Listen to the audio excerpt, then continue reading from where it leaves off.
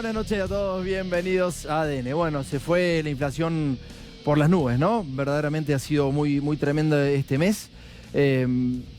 Van a haber meses peores, lo dice el Fondo Monetario Internacional. Siempre las estimaciones del fondo son tratando de no generar expectativas inflacionarias o tratando de no generar mayor confusión. Si dicen que va a ser del 57,3%, seguramente que se vienen meses complicados para la Argentina. Va a haber una elección dentro de pocas semanas y esa elección va a determinar nuevamente cambios en el mercado, y esto no va a ser culpa, evidentemente, de quien gane o quien pierda esa elección. Es culpa, lamentablemente, de unas políticas neoliberales que han arrasado a la República Argentina. La verdad que estamos viviendo tiempos muy difíciles, pero vamos a vivir seguramente tiempos peores. Esta es la verdad. Estos son los análisis que se hacen de lo económico, de lo político, de lo social. Se vienen tiempos pero muy complicados. Quería mostrarte un cuadro que es súper esclarecedor y que tiene que ver con los costos del transporte. Cuando van los productos de un lado al otro, se producen determinados aumentos. Siempre se le echó la culpa a los camioneros, en este caso, pero a los trabajadores en general, de que porque cobraban salarios tan altos que tenían que elevar los precios de los productos que trasladaban, ¿no? La mayoría de los productos en Argentina se trasladan por camión. Mirá lo que costaba una cubierta en el año 2017.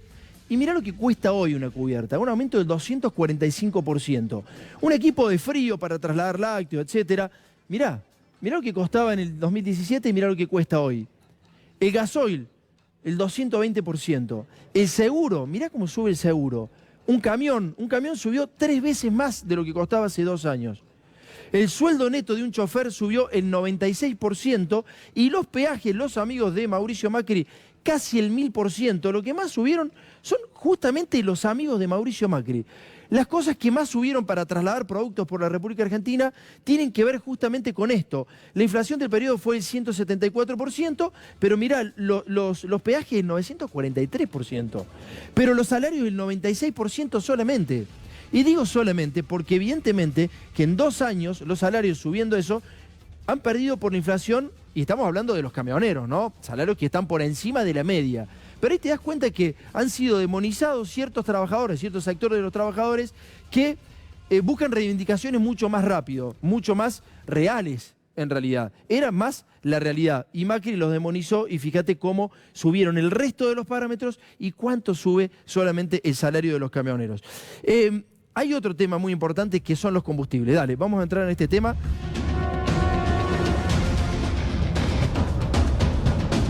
Porque esto también tiene que ver con lo que se viene.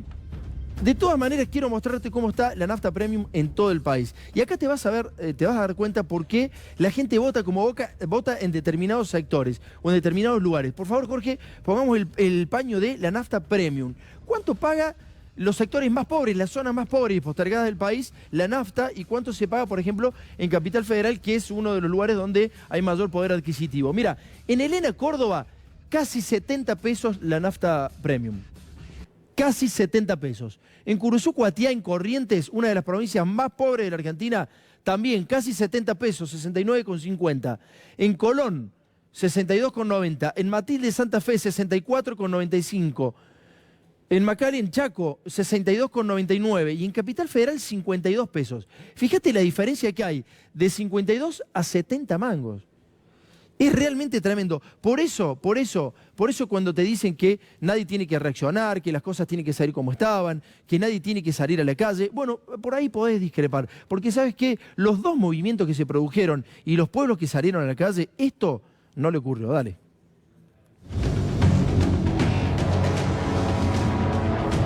Lo que hacen las naftas. En un par de años, y la Argentina vamos a pagar lo que vale en el mundo el combustible. Pasa que justo ahora el combustible aumentó. En Estados Unidos les quiero mostrar cuánto vale la nafta, porque en Argentina está aumentando y dicen que aumenta en relatividad con el mundo. Y no es así, porque acá la nafta al galón, que son 4 litros, valen $2,50 al galón. Cuando decimos las naftas aumentan, sí, aumentan. Volvimos a la ley de hidrocarburos y a una Argentina libre para que haya competencia. En un mercado libre es decisión de los actores económicos cuál es el precio de los combustibles.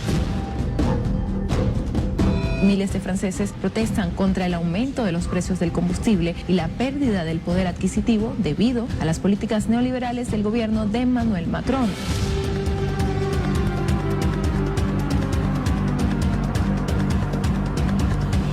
intento por calmar las protestas. El gobierno ha decidido retrasar la subida de impuestos a los carburantes.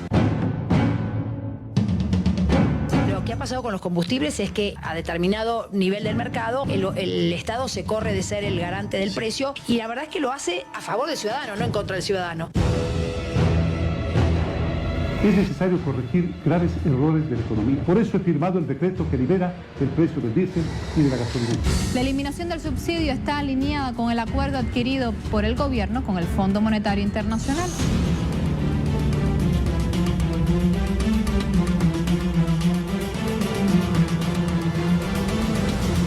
De 11 días de continuas protestas, ya no va a entrar en vigor el decreto que aumentaba los precios de las gasolinas en Ecuador. Es una decisión bastante inteligente de la gente, por ejemplo, de pasar de la nafta premium a la nafta super, que es bastante más barata.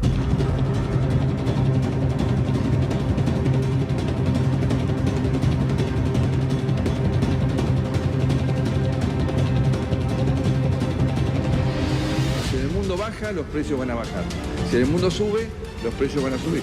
El dólar baja, pero la nafta sube. Porque cuando el dólar sube, la nafta sube. Supone que el precio de la nafta debería bajar. ¿Y va a bajar? No, de ninguna manera.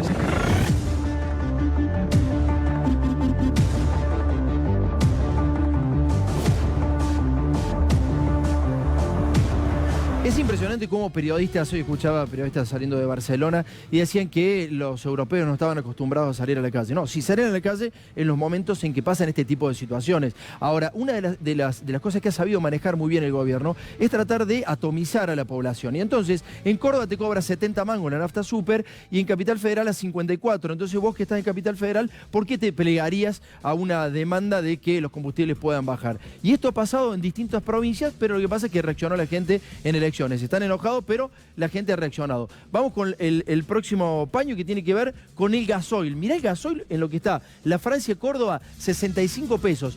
En Curuzú, Cuatí, en Corrientes, 70 mangos. Imagínate lo que cuestan trasladar el pan, el azúcar, la leche, en esas provincias donde evidentemente las ciudades y los pueblos están bastante más lejos uno del otro. En Herrera, Entre Ríos, 66 mangos, en los Frontones Chaco, 65, en Díaz Santa Fe, 65. En Capital Federal, a menos de 50 pesos, o sea, el 30% menos. ¿Te das cuenta de lo que es la diferencia? Dame, por favor, el GNC. El GNC supuestamente es el combustible de los pobres. En San Salvador, Entre Ríos, 30 pesos. En San José, Entre Ríos, casi 30. En Concordia, también casi 30. En Coronel Vidal de Buenos Aires, casi 30. Y acá en Capital Federal, a 18 mangos. ¿Te das cuenta de lo que es la situación?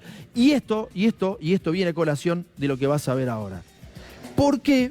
Por favor, Jorge, ponelo. ¿Por qué los más pobres pagan el 30% más caro los productos que los más ricos? Y esto no es hablar de una situación... Estamos hablando de desigualdad. No queremos decir nada, pero digo, esto es el federalismo, esto es lo que han peleado, lo que hizo Mauricio Macri, pero también lo que han peleado los gobernadores. Me parece que hay algún momento en donde, evidentemente, alguien está haciendo mal las cosas y alguien deja que alguien las haga mal. Estas cosas hay que corregirlas. Evidentemente hay que corregirlas. ¿Sabes por qué? Porque hubo un Congreso Internacional de Salud en Córdoba y en salud y en todos los rubros pasa exactamente lo mismo. Consultábamos justamente el presidente de la Cámara de Clínicas de Córdoba hablando de este tema. En salud pasa lo mismo. Dale.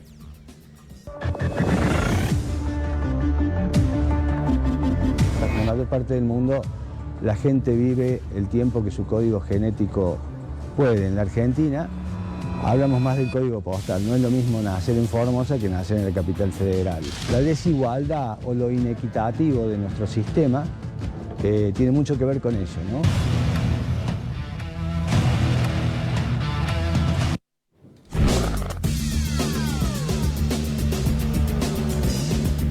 Hoy se conocieron los datos de inflación y el INDEC dijo que era el 5,9%. Primero saludo a toda la mesa. Pablo, ¿cómo anda? Juan, Ariel, Gabriela, ¿todo bien? Buenas noches. Muy bien. Bueno, empezamos a participar ahora con Silvina Bataki, que es nuestra invitada. Le vamos a preguntar, ¿cómo anda Silvina? ¿Bien? Todo bien, muchas gracias por la invitación. Bueno, ¿sorprenden estos datos de inflación? No, estaban dentro de lo esperable.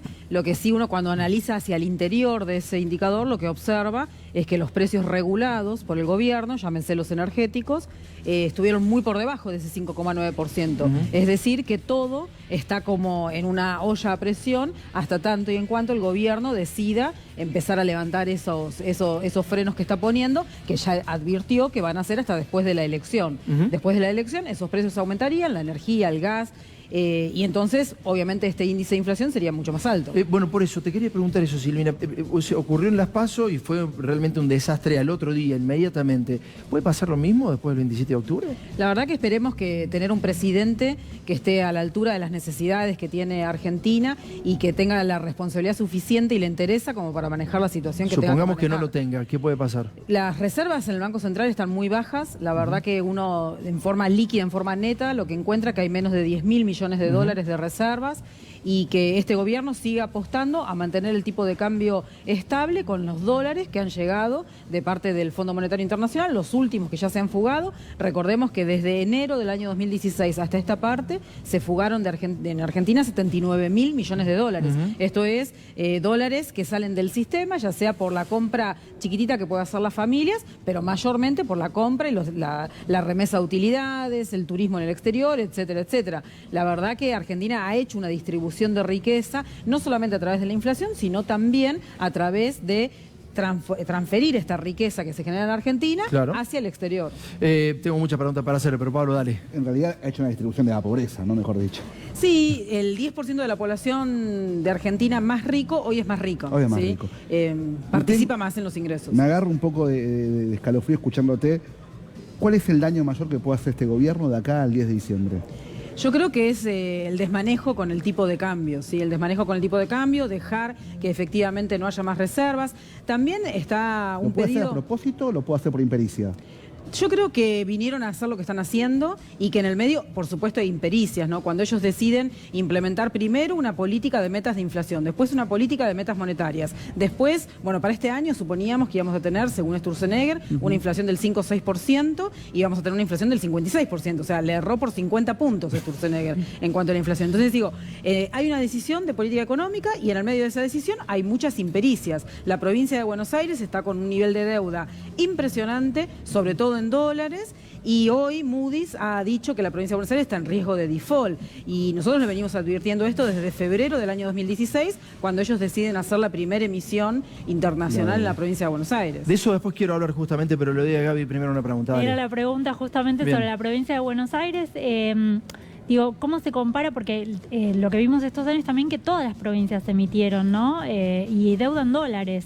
Justamente, ¿cuál es la situación de las provincias en general? Las provincias deben aproximadamente 20.000 millones de dólares, dólares que no generan los estados provinciales. Claro. Los estados provinciales recaudan pesos, reciben pesos del gobierno nacional, pagan salarios en pesos y pagan a sus proveedores en pesos. Uno es natural que por ahí haga algún tipo de emisión internacional, por ahí con organismos multilaterales, alguna emisión en el mercado voluntario de pagos, siempre y cuando sea para engrandecer la estructura productiva. En la provincia de Buenos Aires han desaparecido por día 50 pymes y comercios. Entonces no ha sido para engrandecer la estructura productiva. No hay capacidad de repago de estas provincias para poder afrontar eso porque no van a tener los pesos suficientes para poder comprar los dólares. Pero además tengamos en cuenta que por cada peso que aumenta el tipo de cambio, en la provincia de Buenos Aires la deuda aumenta 10.000 millones de pesos. Automáticamente, entonces evidentemente no fue para obras, ¿no?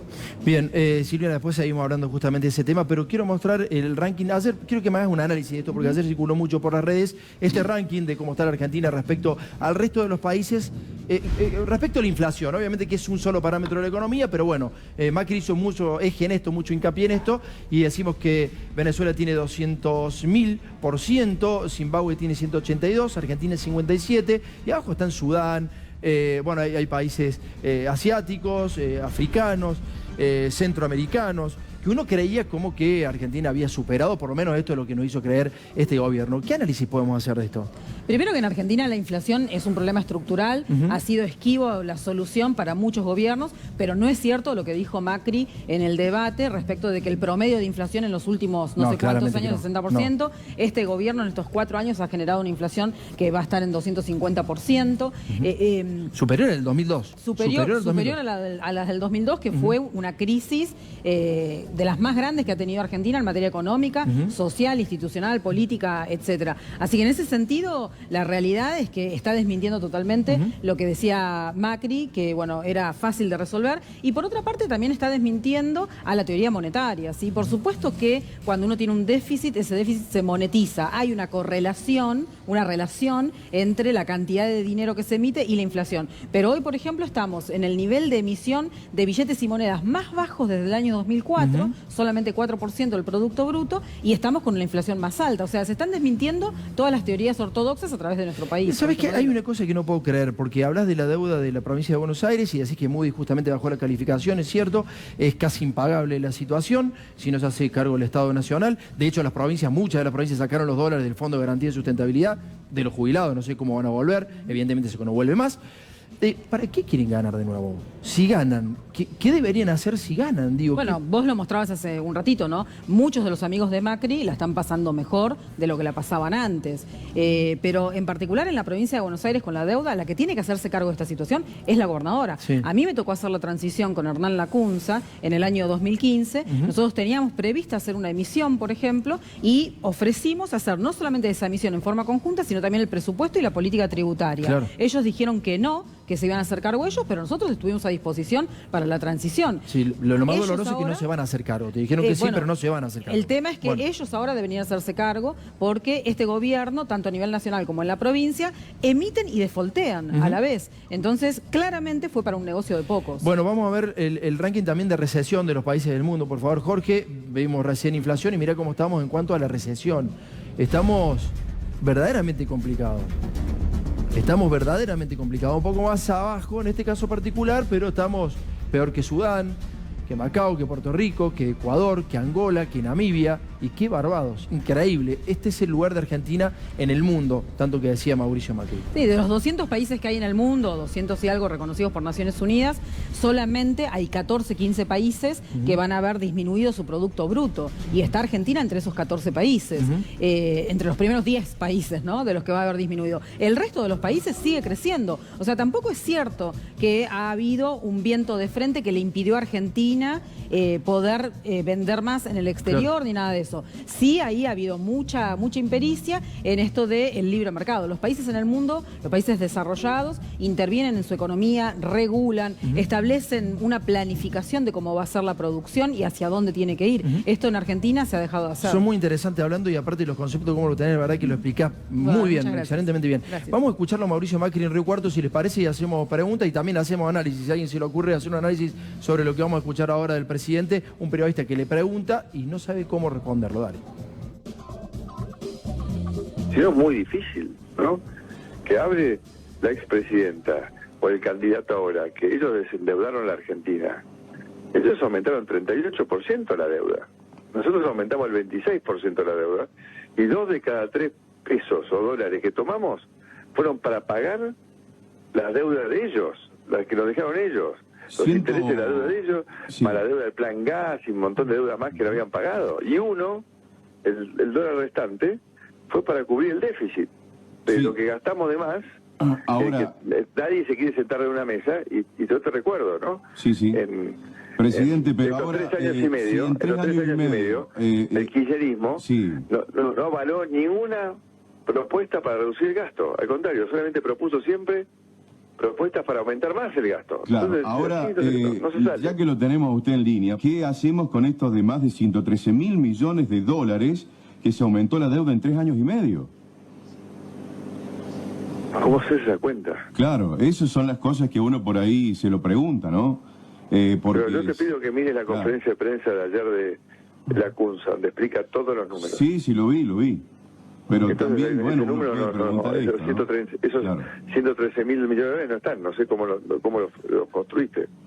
Presidente, esta es la última. El directorio del CONICET emitió un comunicado donde sostiene que frente a lo expresado por usted en el debate del 13 de octubre, el Mauricio Macri, dice que el presupuesto para ciencia y técnica había aumentado durante su gestión. Esas expresiones de ustedes en el debate. Debemos señalar que, por el contrario, el presupuesto neto ejecutado para el sector se ha reducido significativamente. Este es el comunicado del CONICET. Es decir, ¿es así? ¿El CONICET o de un grupo de investigadores del CONICET? No, este es el directorio del CONICET. acabo de leer, entramos a el directorio del CONICET, dice, emitió un comunicado, y además tenemos la nota al respecto, ¿no? ¿El directorio del CONICET? Sí. El directorio del CONICET emitió un comunicado donde sostiene que frente a lo expresado en el debate del 13 de octubre... No sé, a mí, digamos, no lo vi. La verdad que ese comunicado no lo vi. ¿No sabe cuánto es la deuda Macri o está esquivando la pregunta? Yo creo que él debe saber todas las emisiones que se hicieron, pero también me parece que tiene una desconexión muy fuerte con la gestión de gobierno.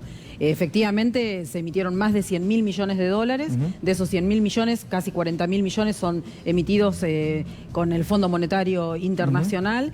Y la realidad es que hasta el año 2015 la deuda en dólares o nominada en moneda extranjera, dólares, euros, lo que fuese, era solamente 38% del Producto Bruto. Hoy esa deuda nominada en dólares supera el 80%. El total de la deuda llega al 100%, pero lo nominado en moneda extranjera, moneda dura, es el 80%. Y esto lo emitió este gobierno. Silvina, muchas gracias por venir. No, por favor, un placer. Bueno, vamos a hablar ahora con Ariel Sack porque vamos a hablar de la justicia, cómo la justicia empieza a ser tomada en cuenta de distinta manera por Mauricio Macri. Ariel, ¿cómo estás? Buenas noches.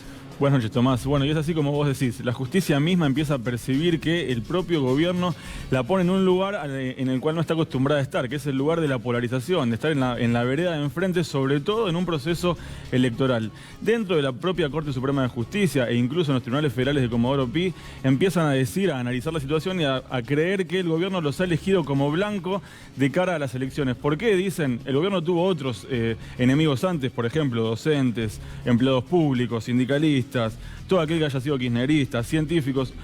Al polarizar con toda esa gente, el gobierno fracasó en su estrategia electoral, perdió votos. Eso lo pudimos ver en las últimas elecciones PASO. ¿Qué creen en la justicia? Que ahora los eligen a ellos porque polarizar con el Poder Judicial puede no traerle una sangría de votos, incluso podría estar bien visto todavía que el Poder Judicial tiene sus acciones en baja, tiene un fuerte descrédito y una opinión bastante desfavorable en este momento. Ese sería el motivo por el cual el gobierno los elige y cambia de discurso en relación a lo que era antes de las PASO y a lo que es ahora la visión del gobierno en relación a la justicia federal y nacional. Bueno, en realidad esto lo tiene mucho más claro Pablo Cano, pero ha hecho muchas encuestas en todas las provincias y en la República Argentina, y la justicia es uno de los blancos de la sociedad más importantes. Digo, el descrédito de la justicia o del Poder Judicial es realmente alevoso. Entonces, como no le dio réditos para la elección anterior, pegarle al anterior gobierno, van por la justicia, que es otro de los enemigos sociales, entre comillas. Dale.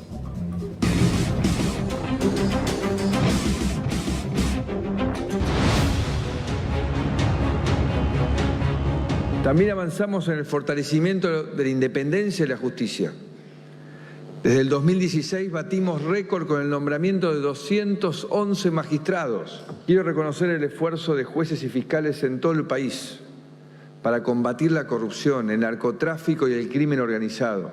También quiero que nos congratulemos que por primera vez se está condenando por corrupción a altos funcionarios.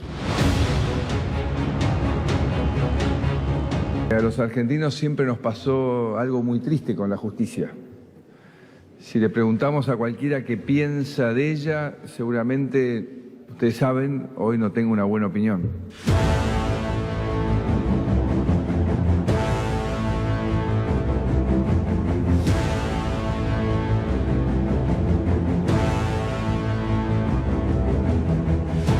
Los argentinos necesitamos poder creer en nuestra justicia. ¿Cree que la justicia cambió desde el 11 de agosto? No, la justicia oportunista. Este oportunismo inmoral de la Argentina. Ahora resulta que están libres todos los empresarios que hicieron los negocios. Todos están libres. ¿Dónde se vio? No quedó nadie preso. Y bueno, era lógico. No queda nadie. Dentro de 6 meses no va a quedar nadie, ni el loro en la cárcel. Pero lo lógico es lo ilógico. Bueno, en Argentina es así. No le pidamos a los jueces ser héroes. ¿Por qué no? Porque nadie les paga para ser héroes.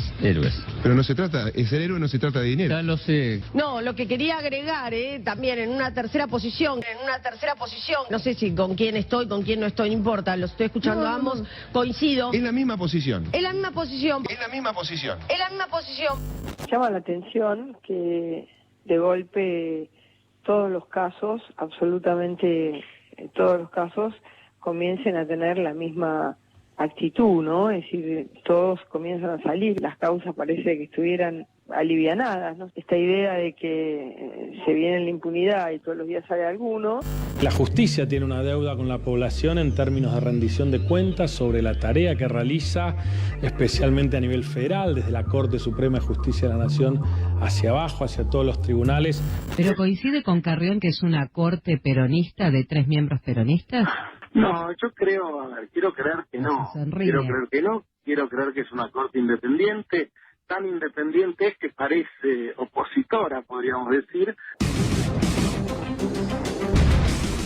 Bueno, vamos a empezar a hablar de esto justamente y vamos a hablar del espionaje que realizaron a la familia de una de las personas que está detenida. Dicen que está saliendo todos los detenidos. Vos pensá esto nada más, con los últimos 4 años cómo fue manipulada la justicia, de la manera en que fue manipulada y cómo actuaron los servicios de inteligencia dentro de la justicia, del poder político. ¿Pensás que si tuvieran pruebas no estarían presos esas personas? Sé sincero, ponete la mano en el corazón. Si hubieran pruebas, ¿vos creés que no estarían presos? Vamos a hablar del Centro de Operaciones AFI Paralelo, dale. Vamos a mostrarte en este momento las llamadas que... vamos con el tape primero. Bueno, vamos con el tape. Vamos a hablar del tema del perito David Cohen. Hay un perito que se llama David Cohen que gracias a esa pericia trucha que realizó, que ni siquiera es una pericia trucha, en realidad es algo copiado y pegado, hay 2 personas detenidas. Uno es Roberto Barata y el otro es Julio Devido. Digo, si estas personas son culpables y hay pruebas, tienen que estar presas. Ahora, si esas personas no son culpables porque no hay pruebas y hay que inventarlas, y no deben estar presas, ¿está claro? Una de las pruebas, supuestamente, la aportó Marcelo D'Alessio. Y la otra, este perito que ahora vamos a conocer. Dale.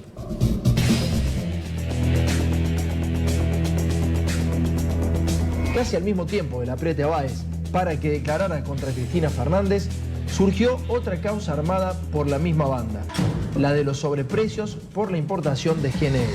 En el 2014 arrancan en esta denuncia 500 barcos de gas natural licuado que entraban a la Argentina entre 2008 y 2015. Esos 500 barcos, según el juez Bonadío, fueron sobrefacturados. Y ahí salta que la pericia con la que se habían calculado los sobreprecios era trucha. Esa causa fue exclusivamente impulsada a partir de la pericia de un ingeniero llamado David Cohen.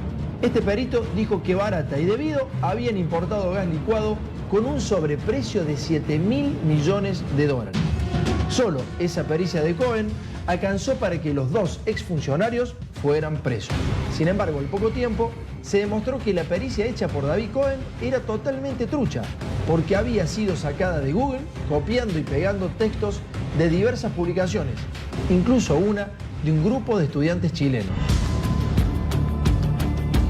Pero además se probó que Cohen había mentido y que el informe que había firmado era un delirio total. Entonces, el perito fue procesado por falso testimonio, además se le trabó embargo por $1 millón y tiene impedida la salida del país. Por ese trabajo sucio, David Cohen cobró del Estado $15.400. ¿Vos creés que Cohen copió y pegó de internet datos truchos para su pericia porque es un vago? No, señor. Lo hizo por orden de una banda de espías, de operadores judiciales y de funcionarios del gobierno que ahora vas a conocer.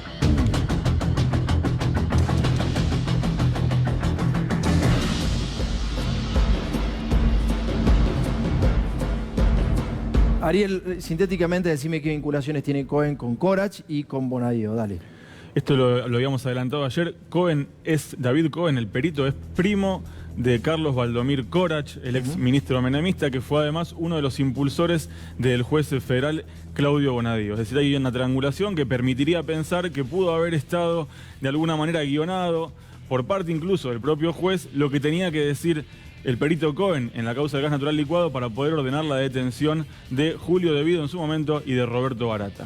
Juan Alonso, ¿cómo andás? ¿Qué tal? Buenas noches. Bueno, de la mano de lo que decía Ariel, acá se presenta Roberto Barata, que es querellante en esta causa ante el juez Sebastián Ramos, y dice claramente en su escrito de puño y letra que el perito Cohen se habría comunicado con varios teléfonos, recibió e hizo llamadas hacia la Quinta de Olivos, hacia la Casa de Gobierno y hacia 3 direcciones claves en este expediente, que son el estudio Corach, que mencionaba Ariel, el estudio Tonelli que pertenece al integrante de Cambiemos, que forma parte del Consejo de la Magistratura, y al estudio Balbín. Vamos ahí, Jorge, poner los primeros paños. Entonces, ¿cuántos llamados hizo al estudio Balbín? ¿Y de quién estamos hablando? Ahí se hizo la operación en contra de Lázaro Báez. Ahí se llevaron los hijos de Lázaro Báez y ahí lo apretaron para cambiar el testimonio. Para cambiar el testimonio, porque recordemos que la defensa en ese momento, encabezada por Balbín y su hijo, el doctor Viola, quería separar al doctor Casanelo con 2 testigos truchos. Bueno, estas son las llamadas que se hicieron a ese estudio jurídico donde estaban los hombres de la CIDE, de la AFI, apretando a los hijos de Lázaro Báez. Uno de ellos era el señor Miragaya, que pertenecía a los servicios de inteligencia. Mirá cuántas llamadas hubo por parte de este perito a ese estudio jurídico que de nuevo vuelve a aparecer como un centro de operaciones clandestinos, básicamente. Esto nos preguntamos, ¿será un centro de operaciones clandestinos de la AFI el estudio de Balbín? No solamente eso, sino que Cohen, según el escrito de Barata, se comunicaba con algunos lugares que tenían que ver con empresas de limpieza. Empresas de limpieza que podrían ser la tapadera de agencias de inteligencia tercerizadas. Claro. ¿No? Allí ingresa todo este mundo de personajes que recién mostrábamos en cámara. ¿Cómo estaría vinculado la banda de D'Alessio? ¿Cómo estarían vinculados el jefe de la AFI? Algunos directores de la Agencia Federal de Inteligencia que están también siendo investigados en la causa que desarrolla Ramos Padilla. Pero ¿qué pasa con este hecho? Ariel, corregime si me equivoco. La fiscal federal Paola Ochoa pidió de forma insistente que se recabe toda la información de las llamadas entrantes y salientes de David Cohen. Claro. Todavía el juez Sebastián Ramos no le hizo lugar. Entonces, por eso incorpora Barata, que forma parte de la querella, la principal querella en la causa contra Cohen por falso testimonio, este análisis casero, se podría decir, de las llamadas es casero, que realizó Cohen. Mirá el análisis cómo sigue, mirá el análisis que hacía desde la cárcel. A la fiscal le decía, Paloma Ochoa, fíjese lo que tiene, porque Cohen aparecía con todos estos números telefónicos, como una flota de teléfonos que pertenecían a Cohen. Y entonces empieza a analizarlo Barata, a dónde iban las llamadas de ida y de vuelta.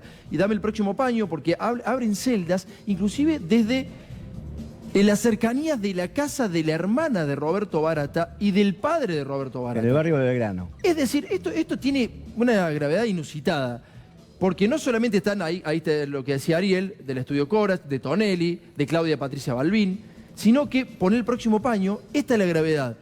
Aparentemente uno de los teléfonos de la flota de este supuesto perito, relacionado con Corach y con Bonadio, estaban haciendo la inteligencia a la hermana de Roberto Barata y al padre de Roberto Barata. La hermana de Roberto Barata es una docente. No tiene nada que ver con la política ni con ninguna empresa que pueda llegar a estar vinculada a la causa de Roberto Barata. ¿Por qué estaban tan cerca? Dame el próximo paño, Jorge, por favor, porque ahí aparece más claramente. Ahí está la Casa de Gobierno, Comodoro Pi, Poder Judicial, y aparece abajo donde dice Barata que viven sus padres y su hermana. Ninguna de estas personas tiene vinculación ni con la causa, ni con la política, ni con ninguna empresa involucrada en la causa. Además, 24 horas antes de declarar, de sostener su pericia, con el aval de Bonadio, en el primer trimestre del año 17, Cohen recibió 11 llamadas de Narsa. Bien. 11 llamadas de Narsa. Hacemos un cierre, Ariel, por favor, rápido. Hay que decir una cosa más en relación al perito David Cohen y cómo se comportó en el expediente en el cual lo que se determinó en su momento era que había habido irregularidades en la compraventa de gas natural licuado. Estaba trabajando Cohen en la pericia junto con los demás peritos del caso, los peritos oficiales y los peritos de parte. Decía que no había tanto tiempo como para hacer la pericia, por lo cual había que pedirle a Bonadío una prórroga, que les había dado poco tiempo. Sin embargo, en la mitad de ese proceso de investigación, se corta solo, sale del grupo de trabajo, redacta una pericia propia, se presenta en Comodoro Pi, la presenta, y a partir de eso es que Bonadío pide la detención de Vido y de Barata. Ese acto, ese hecho, esa actitud de Cohen fue lo que desató todas las sospechas en su entorno, de pensar de que en realidad había sido guionado y estaba presentando una pericia trucha, que fue luego lo que se confirmó, y está procesado ahora por falso testimonio. Resta saber si lo que hizo fue un error o si alguien le dijo que tenía que hacerlo. Bueno, Pablo Cano, empezamos por el debate, ¿te parece? Empecemos. Dale. Te hago una pregunta. Te la rompo con la Sí, la verdad es que sí, no sé qué me va a preguntar. ¿Cuánto habló cada candidato en el debate? Más o menos de tiempo. 8 minutos, 10, 12. Fuiste para abajo por las dudas. No, 12. Cada candidato habló el otro día 18 minutos. 18 minutos. 18 minutos. ¿Sobre cuántos temas? 8. Con lo cual, la sociedad tuvo que hacer una lectura sobre los candidatos presidenciales escuchando prácticamente por cada tema de gestión 2 minutos. Sí. A ver, la primera reflexión es, y lo cito a Claudio Martínez, que fue uno de los compañeros del canal y uno de los productores del debate, es que el debate que hubo fue el debate que la política permitió darse. Claro. Porque esto hay que decirlo a la gente, el debate no está, surge de un mecanismo de acuerdo de reglas en la cual los equipos de los candidatos intervienen y si no hay acuerdo lo decide la Cámara Electoral. Pero no hay un reglamento, hay una ley que obliga a debatir, pero no hay un reglamento. Con lo cual, lo primero que hay que tener presente es el debate que vivimos, señoras y señores, el debate que los candidatos permitieron darse. Bien. Esto habla de una limitación en la cantidad del espacio en el cual uno puede apropiarse de elementos para elegir su voto, que, bueno, lo vimos todos el domingo. Lo otro que quería decirte era, no hay necesidad de tener un debate de este tipo si uno tiene una elección previa en la cual la sociedad se expresó. Porque la sociedad, al expresarse antes y escuchar después a la gente, casi que está medio destiempo. Sí. El debate estuvo medio descalzado. De hecho, los que se expresaron en el debate ya fueron con un resultado a cuestas. Con lo que los condiciona, no es con las encuestas que te juegan un poquito, no. Son con un resultado. A mí me interesaba compartir con vos y con los televidentes algún otro modelo de debate para después hacer un cierre sobre este tema y pensar no de cara al domingo, sino de cara al futuro. Dale, ¿cómo se debate en Estados Unidos y en España? Dale.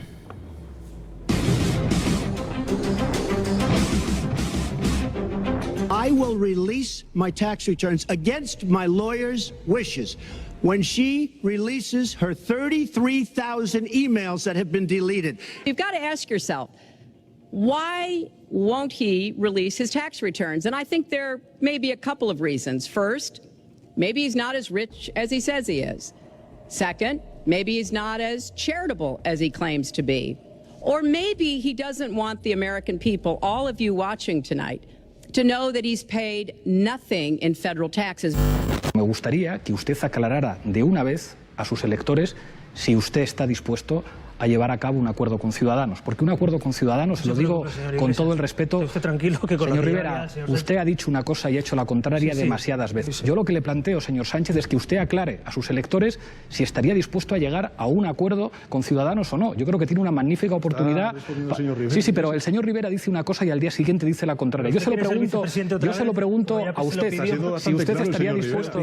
pero la pregunta no es al señor Rivera. El señor Rivera es de cualquier cosa. Hoy dirá que acuerda con el Partido Popular y mañana dirá que acuerda con usted. ¿Usted es propietario de un chalet también? Sí, señor Rivera, claro que sí. Claro que sí. Pero la pregunta, si yo a usted no le doy ninguna lección, señor Rivera, si es que no estoy hablando con usted, le pregunto al señor Sánchez si puede aclarar si va a llegar a un acuerdo con el señor Rivera o no, porque creo que sus electores están deseando saberlo.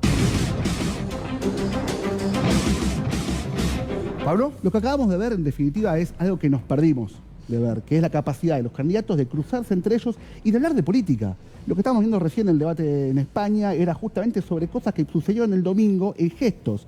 Cómo abrazó a Alberto Alabaña, cómo se refirió a él, qué dijeron. Entonces estaría bueno saber si va a haber entre los distintos espacios de la oposición alguna vocación de confluir en algún espacio mayor de cara al enorme desafío que tiene el país. Lo último que recién hacía Gabriela mientras habíamos subido alguna corrección, decía, son 4 bloques temáticos. Sí, son 4 bloques temáticos para cada debate, 4 el domingo pasado, 4 el domingo que viene, pero en cada bloque temático te ponen 2, 3 temas. Sí, claro. A ver, lo que creo es que este domingo, que se va a hablar de economía, y recién estuvimos teniendo ataques acá, fue muy clara. La mayor duda que genera este gobierno de acá al 10 de diciembre es si mantiene el valor del dólar. Y la otra pregunta que tiene que responder el gobierno es cómo va a gestionar con un resultado electoral casi muy claro, el 29 de octubre hasta el 10 de diciembre. La verdad, esto a priori, que es lo que queremos saber todos, desde los inversores hasta el laburante, este domingo quizá no lo veamos. Gaby. Sí, que la modalidad, es cierto, fue acordada ahora por los equipos de los distintos espacios políticos. También es cierto que la ley de debate presidencial obligatorio sale en 2016 y la impulsa el propio oficialismo porque le había dado buenos resultados el debate en 2015, ¿no? Considerando que iba a tener un escenario político totalmente diferente del que tiene hoy en día. Me parece que ese es el problema, que el escenario político no es el que esperaban. Y llegamos a la elección general con una una PASO que prácticamente resolvió la elección. Vamos a hablar de clientelismo M. ¿Te parece? Hoy en el boletín oficial se autorizó a la Secretaría de Trabajo a utilizar 650 millones de pesos para comprar ¿a quién? Bueno, en realidad es una resolución que salió en el boletín oficial, es una resolución del Ministerio de Trabajo, lo había denunciado nuestro colega Mariano Martín en el diario Ámbito Financiero, es para darle subsidios a 114.000 desocupados que no cobran otro tipo de subsidios, son subsidios de 5.000 pesos, el problema es que se viabilizan a través de dirigentes locales de Cambiemos en los distintos municipios. O sea, no formalmente, sino se hace a través de punteros. Exactamente, y entonces a raíz de esto, el Frente de Todos, los apoderados del Frente de Todos hicieron una denuncia ante el juzgado electoral de la doctora María Servini, pidiendo justamente que el gobierno se abstenga de distribuir estos montos, ¿no? Estos bonos. Este es el mail interno del banco. Mira, te lo leo rápidamente para que hagas un análisis de esto. Estimados, se informa que se dará inicio a una entrega complementaria del plan Jefe de Hogar con 2 fechas de comienzo de pago, el 17 de octubre y 18 de octubre, con vencimiento 19 de noviembre. Cabe destacar que según la resolución tanto, la circular tanto, esta prestación se abona por ventanilla. Quedamos a disposición cualquier consulta, dice. Bueno, justamente lo que dice el Frente de Todos es que esto se hace en tiempo electoral, ¿no? Y que viola justamente el principio de igualdad, o sea, no todos tienen la posibilidad de otorgar subsidios, ¿no? Digamos, obviamente quien saca rédito político es el gobierno nacional, y hoy justamente a partir de esta presentación el fiscal Dilelo, dictaminó justamente que hay que recomendarle al gobierno nacional que se abstenga de repartir estos subsidios, lo va a tener que definir finalmente la jueza electoral María Servini. Bien, y si Servini no interviene, mañana se empieza a cobrar. Exactamente. Y ¿cuál es el problema? Digamos, también esto se está viabilizando a partir de intendentes, ¿no? De jefes territoriales de Cambiemos. También hoy me decía Jorge Landó, el apoderado del PJ y del Frente de Todos, que ellos también tienen información de que el gobierno está ofreciéndole a los fiscales 5.000 pesos para que vayan a fiscalizar en la elección del 27 de octubre y 5.000 pesos extras si logran que el presidente Mauricio Macri gane en la mesa que se les asigna para fiscalizar. ¿Qué pasa? Hay un sector del gobierno que sigue diciendo que perdió la elección porque fiscalizó mal, porque hubo problemas en la fiscalización. Hay otro sector, entiendo yo, el ala política, si se quiere más realista, hace una lectura y dice no perdimos porque no supimos fiscalizar, perdimos porque no tuvimos los votos. Pero bueno, esto sería también parte de esta compensación, este incentivo que le quieren dar a los fiscales para que lleven un resultado diferente del que se vio en las PASO de 11 de agosto. Muchas gracias, Gaby. Ahora vamos a analizar la comunicación no verbal del debate. Vino el doctor Sergio Rulicki. Dale, está con nosotros y es un placer, Sergio Rulicki, para analizar. Esta vez sí nos organizamos, nos dio él la estrategia, nos dio las imágenes que vamos a analizar, así que ¿cómo anda, Sergio? Hola, Tomás. Buenas noches. Buenas noches. Empezamos por Roberto Labaña, ¿te parece? Bueno, cómo no. Dale, vamos con el tape. Hay que hacer de la palabra productividad un concepto válido en el marco de la economía argentina y hay que, en definitiva, cerrar esta brecha. ¿Qué dice ese gesto? Sí, lo que podemos observar en el rostro de Roberto Labaña es una expresión de tristeza, profunda tristeza. Si bien es algo que es parcialmente fisonómico en él, al mover los músculos faciales mientras enuncia lo que estaba diciendo, se produce una profundización de las arrugas centrales. Se veía más un poco antes, pero no importa. Esta foto es igualmente representativa. La profunda tristeza produce arrugas sumamente profundizadas en el centro de la frente. Y lo que nos está diciendo eso es que la perspectiva que está viendo a futuro es muy negativa en términos de la situación en la que está el país hoy. O sea que los gestos son sinceros, digamos. Sí, claro, sí, por supuesto. Bueno, vamos a ver ahora a Alberto Fernández. Dale, vamos con Alberto Fernández. Muchas gracias. Gracias por estar allí. ¿Y ahora, Sergio? Hay una coincidencia La coincidencia es la siguiente, con una diferencia que voy a marcar también, y es que la expresividad facial de Alberto Fernández, no solo durante el debate, sino que he podido observarla en muchísimas ocasiones en las que él ha aparecido en los medios explicando cómo veía la situación actual. También es de tristeza, es más, le sumaría un grado, es de angustia por la situación. Uno puede formular la hipótesis de que podría tratarse de una angustia debida a otros motivos diferentes a la de la evaluación acerca de cómo están las cosas. Sin embargo, yo creo que es la hipótesis más firme que uno puede formular. Las cosas están tan delicadas y son tan graves que, como dijo un alumno mío en la diplomatura que dirijo, va a doler, indefectiblemente va a doler. Es lo que están diciendo por lo menos los dos candidatos hasta acá. Sí, Fernández... es que es dolorosa la situación, es dolorosa y va a doler más todavía. Todavía vamos a tener que transitar dificultades que quizás sean aún mayores que las actuales. Se habló mucho del dedo de Fernández en el debate, vamos a... Quiero aclarar algo. La fisonomía de Alberto Fernández incluye cejas naturalmente onduladas. Esto significa que en el extremo interno de las cejas, lo que se llama la cabeza de las cejas, produce luego inmediatamente una onda y luego vuelve a subir. Las cejas onduladas son características de la expresividad, de la angustia, de la sensibilidad, de estar conmovido profundamente. Bien, eso hace que él transmita una imagen que puede ser interpretada más allá del movimiento de sus cejas como las de alguien que está conmovido o sensibilizado.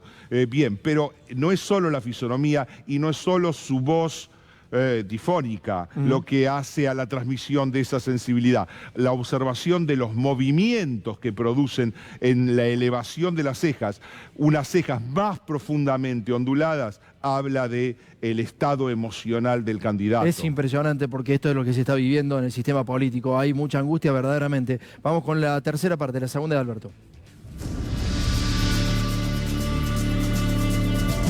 Hace 4 años hubo otro debate. En ese debate alguien mintió mucho y otro dijo la verdad. El que mintió es el presidente. Bien. El dedo índice cumple diferentes funciones de señalamiento. Sí. Cuando es apuntado hacia arriba, se apela a que un poder superior avala lo que uno está diciendo. Ese es el mensaje del dedo hacia arriba. El dedo hacia abajo implica las cosas son como yo digo y acá se hace lo que yo digo. Sí. Y finalmente, el dedo apuntando hacia otra persona es claramente admonitorio en el sentido de la acusación, en el sentido de que ese comportamiento que estás realizando es inaceptable y debe ser disciplinado. Bien, Pablo, ¿qué quiere participar, señor? Sí, Sergio, quería preguntarte, ¿se nota mucho en Macri que está caucheado o es un mito eso? Bien, en Macri lo que ha sido observable en los últimos 2 años y de mucho antes es una característica gestual que él tiene para defenderse de las preguntas incómodas, que es la elevación de las cejas y el sostenimiento de las cejas en posición elevada. Eso tiene que ver con la perplejidad, tiene que ver con la indignación y es una respuesta no asertiva a las situaciones en las cuales no tiene respuesta. Es una respuesta de vulnerabilidad. Implica enviar un mensaje que intenta conmover desde lo corporal a los observadores en el sentido de ¿cómo me hacen esto a mí? ¿Cómo puede ser que se fijen en mí? Y de esa manera reducir el sentido crítico de los observadores. Después de la tanda. La pregunta acerca de si está coacheado, para terminar de responder, es que durante toda la primera mitad del debate pude observar el esfuerzo constante, la conciencia de Macri de bajar las cejas, de no elevarlas y mantenerlas elevadas, como es su costumbre habitual, su respuesta habitual ante lo complicado. Vimos ese esfuerzo de bajar las cejas a la posición de la determinación. ¿Qué pasó a partir de la mitad del debate? No lo pudo controlar más y desde que comenzó a hablar de, por ejemplo, educación o salud, la cantidad de veces, la tasa de movimientos de sus cejas hacia arriba y el mantenimiento de las cejas elevadas creció exponencialmente. Bueno, después de la tanda vamos a escucharlo y mirarlo a Mauricio Macri, el presidente. Dale. Bueno, doctor, vamos a analizarlo al presidente Macri, ¿le parece? Vamos a analizar los gestos, entonces, con audio, Jorge, por favor, ¿no? Que trabajando con los valores correctos, como la verdad, la decencia, el diálogo y el respeto, todo se puede. Bien. La sonrisa es incongruente con el mensaje porque no es una sonrisa ni de diálogo, ni de respeto, ni de nada que se parezca. Macri tuvo muchos problemas con sus sonrisas desde siempre en el sentido de no ser tan hábil para producir sonrisas de alegría genuina o sonrisas dialógicas, sonrisas afiliativas. Y esta es una sonrisa de labios apretados que está en relación con sentir el poder, no con la apertura al otro, sino con ser más importante o más poderoso. La mirada es fría y se podría analizar mucho más, pero sé que tenemos muy poco tiempo y es bueno llegar al final. Dale, vamos con el próximo.